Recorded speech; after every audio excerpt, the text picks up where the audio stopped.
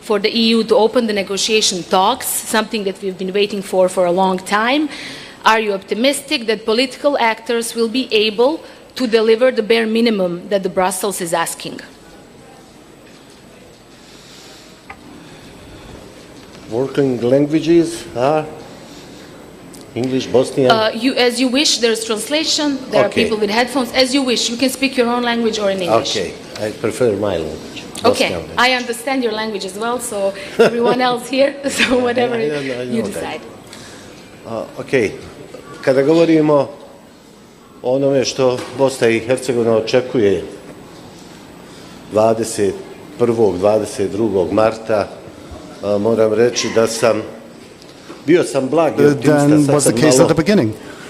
I believe that the ruling parties, because they bear the biggest responsibility, and there's also a role that is played by the opposition in the fulfillment of requirements and expectations of the European Union on the 21st and the 22nd of March. So I don't know why I'm saying this, whether there are grounds for my optimism, but I think that an agreement will be reached that will enable the decision about the start of negotiations with the EU to be positive. There is a situation that could potentially be bad, and this is that Bosnia and Herzegovina fulfills its part, what is sought from Bosnia and Herzegovina, but possibly a member state of the European Union blocks the making of this decision.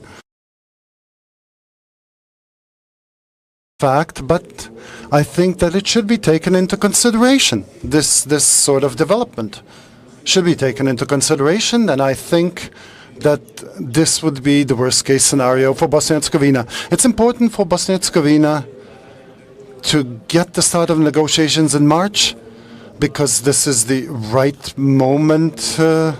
Let's be fair.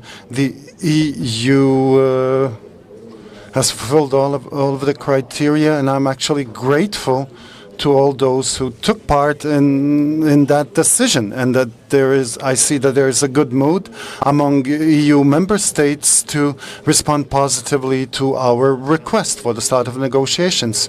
Diplomatic activities will continue. On Monday, we expect to host 4 foreign ministers.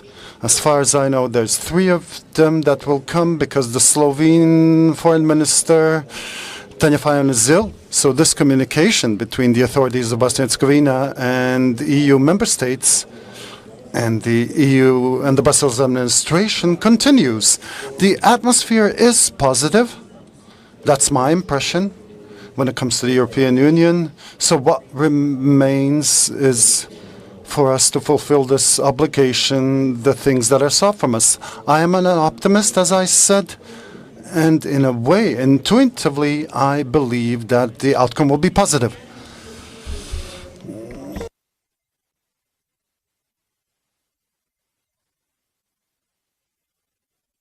Mr. Komšić, are you optimistic that Bosnia will deliver? And if not, if we miss this opportunity, why should we start this discussion as to who should be blamed? Bosnia and Herzegovina has been on the EU path for many years now, and if someone should be blamed, then it should be looked at in different ways.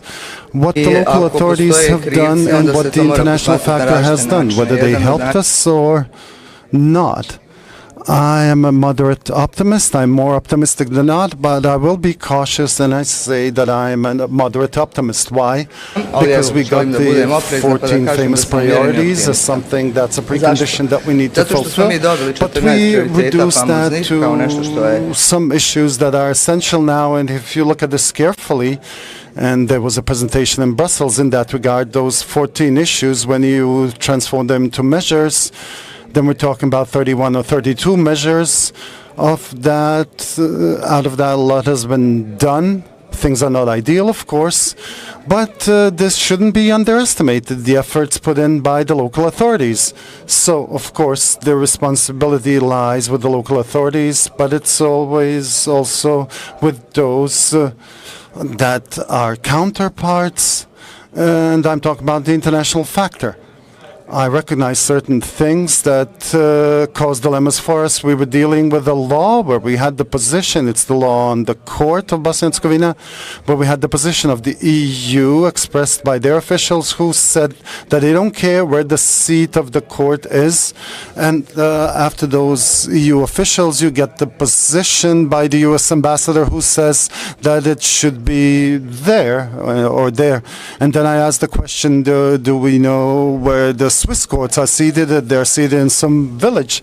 So we should work together on reaching a joint agreement, and we shouldn't shut our eyes to the reality. There are many outstanding political issues, and those issues affect the European path. On the other hand, the European Union for some 20-odd years has been saying that Bosnia and Herzegovina has a European perspective, but we haven't been moving along those lines. There's not a general conviction of our population that this is going to happen. If you want to blame someone, if you don't want to take everything into consideration, you can find many factors and many people to blame. But it is a fact, and this doesn't pertain just to Bosnia and Herzegovina. Who should be blamed for North Macedonia for having the candidate status for 15 or 16 years without having a date for the start of negotiations? So you require a country to do everything, and they did everything. So they waited 15 to 16 years for the start of negotiations. That's the most complex part of the EU integration process. I mean, so things can't be, things are not black and white. So we have full consensus on certain issues, and we should work on that. I'm talking about the EU path as well. But I don't think that we need to dig ourselves in with regard to some bones of contention. So you mentioned the holiday, the Independence Day. It's not recognized throughout Bosnia and Herzegovina. I should make a note of that. But we shouldn't turn that into a big deal. That's the way it is. It's the reality. So we need to see how to overcome those realities that bear negative connotations, not by imposing something on someone by force. Why am I saying this in good faith? We don't have a state-level law on national holidays, and this gives autonomy to the entities to define what's a holiday for them and what's not. The holiday that you mentioned is celebrated in the Federation.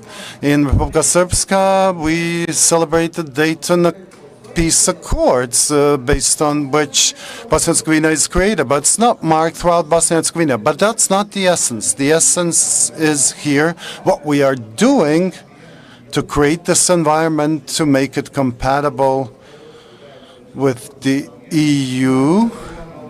And there are many problems there. On the other hand, this acceleration, this greener light that we should be getting from the EU for the Western Balkans in general, including Bosnia and Herzegovina, there are no dilemmas because of the new geopolitical circumstance, and there's a rising awareness that it's better and that the EU will not be complete without as many countries from the European continent as possible. And you can't take shortcuts to membership, but there should be more flexibility from the European Union, and from our side there should be more agility in fulfillment of conditions. So finally, in order for Bosnia and Herzegovina to meet its European obligations, it has to be fully sovereign. Our domestic institutions, democratically elected by the population living in 2 entities and 10 cantons and the other entity and in the Brčko district, those are all the citizens who vote for their elected officials, and they bear responsibility for their actions. I don't think that Bosnia and Herzegovina can move along the EU path if its own people and its own institutions fulfill their European obligations. We can get help, but no foreign national can be a substitute for our efforts.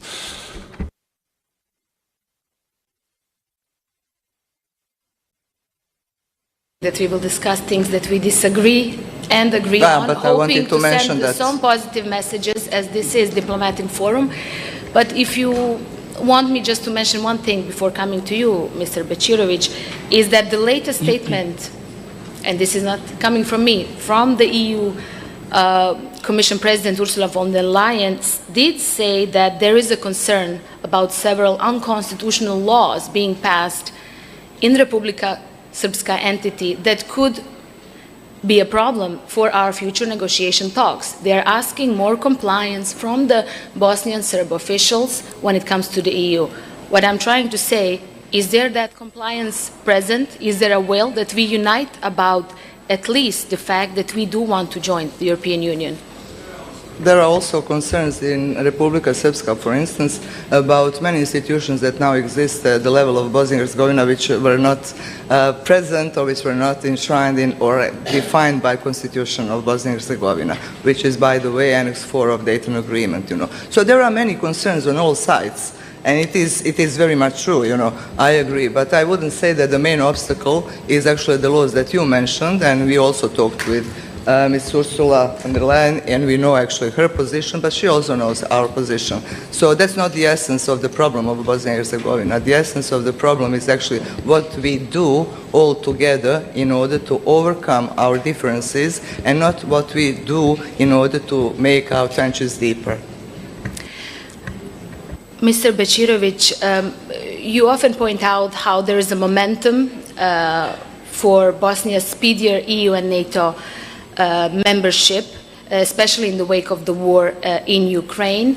Are you hopeful that we will use this momentum, not just opening the talks, but after that, the hard work is ahead of all of us? First of all,